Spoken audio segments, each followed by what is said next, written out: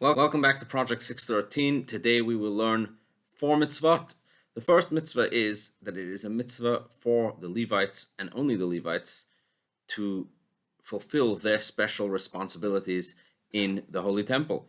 The verse says, Va'avad halevi hu et avodat oel moed. The Levite should perform his service.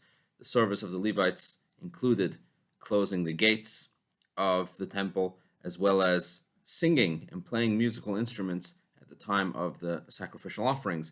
Maimonides gives us the entire list of exactly which instruments were used and how many of each instrument was played at the time of the sacrificial offerings. The second mitzvah that we have has to do with Kohanim and Levim exchanging jobs. You see, both the priests, the Kohanim and the Levim, each had their own set of unique jobs in the Holy Temple.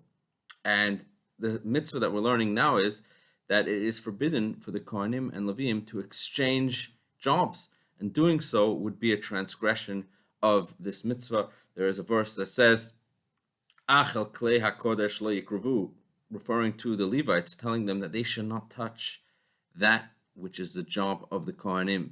That which is set aside for the Kohanim is forbidden for the Levites to come close to, and the same thing applies for the Kohanim to take one of the jobs that belong to the Levim, to the Levites. Furthermore, even for the Levites themselves, once one was designated with a certain job, he would be forbidden from exchanging, even from one of his own colleagues, from another Levite, to take the other one's job. So the one who was designated for singing should not be closing the gates, as well as the other way around. The third mitzvah has to do with honoring Kohanim.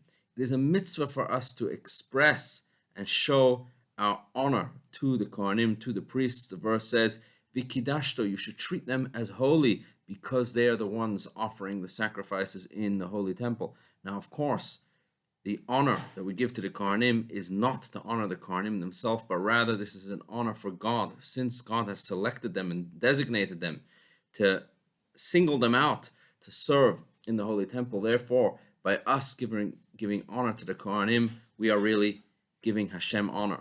Now, this mitzvah applies and is practical until this very day, because even though we do not have a service in the Holy Temple, nevertheless, the Kohanim until this very day receive specific honors, and Maimonides tells us some of them. We give the Kohanim the first aliyah. They are the first to be called to the Torah. It is the Kohen who is chosen to lead the grace after meals, to lead the benching. If there's ever a distribution, the Kohen receives the first portion. And even a Kohen who is disqualified from serving in the temple for let's say for a reason of having a certain blemish that would disqualify him from actually performing the service, nevertheless, he still receives these special honors that are given to the Kohanim, for they are the family that God chose to represent the entire people and serve in the Holy Temple. The fourth and final mitzvah that we learn today is about the priestly shifts. The Torah tells us it is a mitzvah to divide the Kohanim, to divide the priests into shifts, so that each week another shift would actually do the service in the temple. It is only on the Yomim Tovim, only on the festivals, when there was an increase in traffic in the temple and there were many more sacrifices that were brought, then any Kohen who liked could come to the temple and could participate in the services. But for the rest of the year, there were designated shifts, and only if your shift was serving that week, then you would serve. In the time of King David and the prophet Samuel, they actually divided the Kohanim into 24 shifts, and that's the way it remained until the destruction of the Second Temple. Each shift would serve for 2 weeks during the year, and each shift itself was further divided into 7, so each day of the week had another group of Kohanim that would actually perform the service on that day.